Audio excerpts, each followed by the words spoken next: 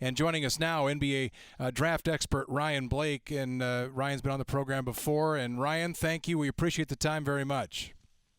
You got it. Now, I got a pocket knife, so if you need me to come back and help you guys back there in the tech room or something, I can do it. Pocket knife works good. Yes, absolutely. A little shank here and there, no problem with that.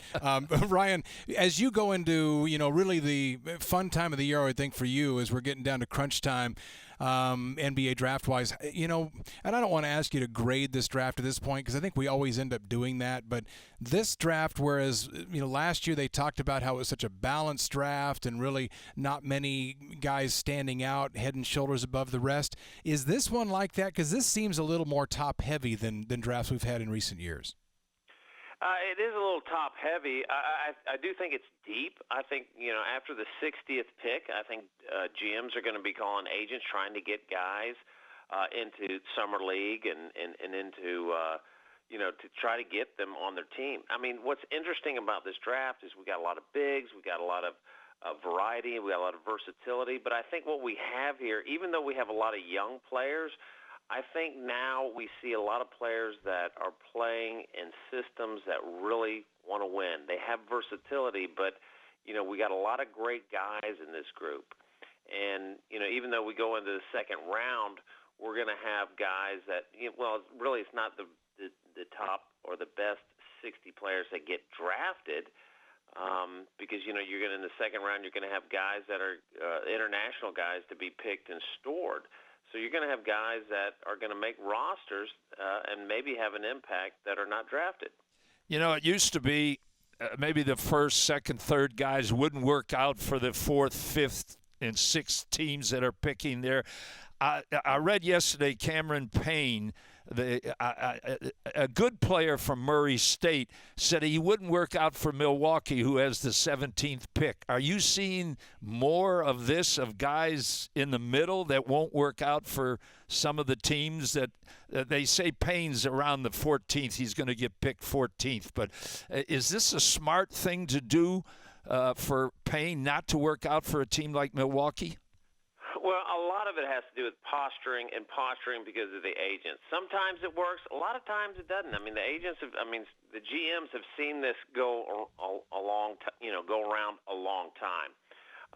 And it's tough. I mean, do you want to pick a Robert Swift that you don't get to work out and so forth, and it's going to take 3 or 4 years? You got to get guys that you are assured that you want.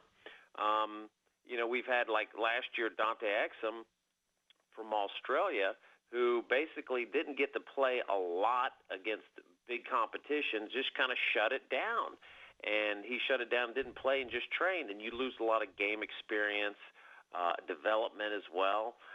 But, with this, it can be, posturing. Sometimes it kind of nips you in the butt, and sometimes you might have, players that not necessarily will get drafted in the lottery, and drop a little bit, and then you might find a guy that just drops in your lap. How much is it when you hear that Karl Towns may be a franchise changer? He may be the guy that is another Duncan, and then the next day you hear Okafor is more ready right now. He could come in and average 18 a game. Is this agent talk, or is this real talk that from people that know what's going on? Well, I mean, you have two high-quality, versatile players. I mean, you take someone like a Towns, who at Kentucky played in that platoon system, had so many good players. He only averaged 20 minutes per game. Yeah. He averaged 10 points, 6.5 rebounds, 2.5 blocks, and he had to do it defensively. And here's a guy that can stretch defense. He can be that power forward and be more of an offensive type of player. And you have Okafor, who, has so much versatility as well.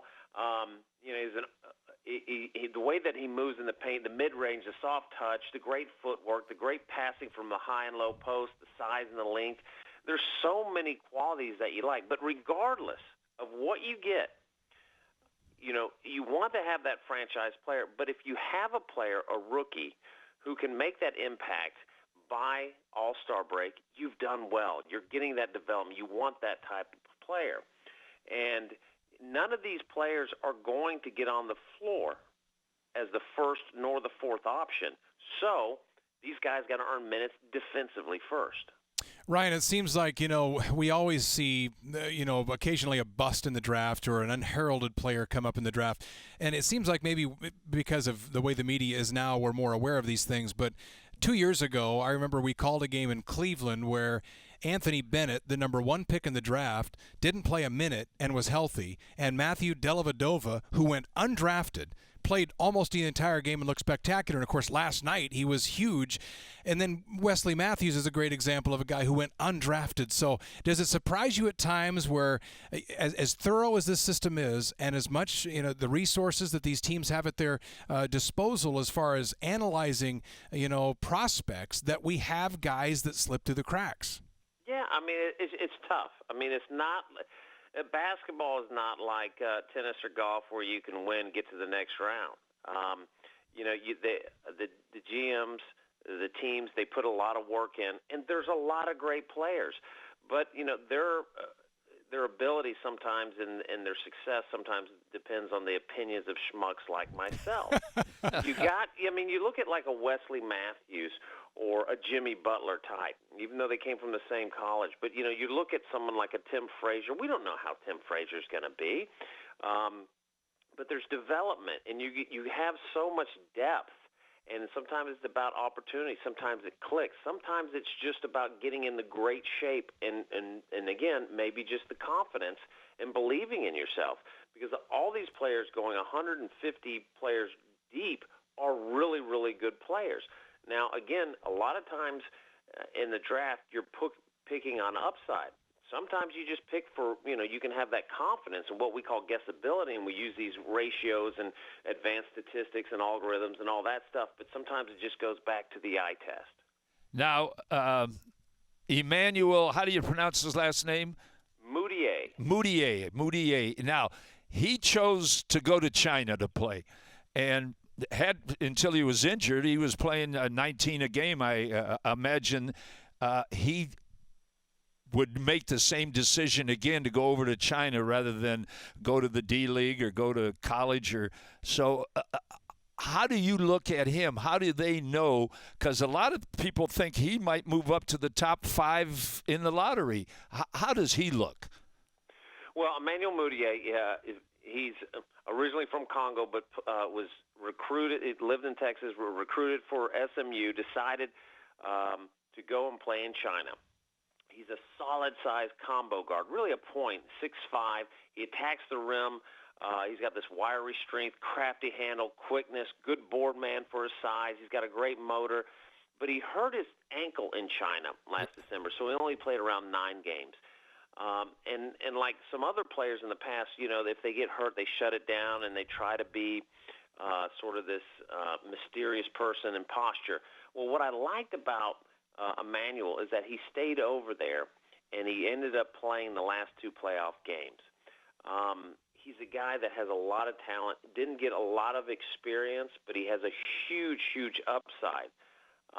Someone like Russell, Angelo Russell, is a guy that I think is, the top guard that actually could be, I've been saying this for a while, can be one of your top 3 picks. It can be, I know he's going to be one of your top 3 picks, but it can actually be your first, second, or third.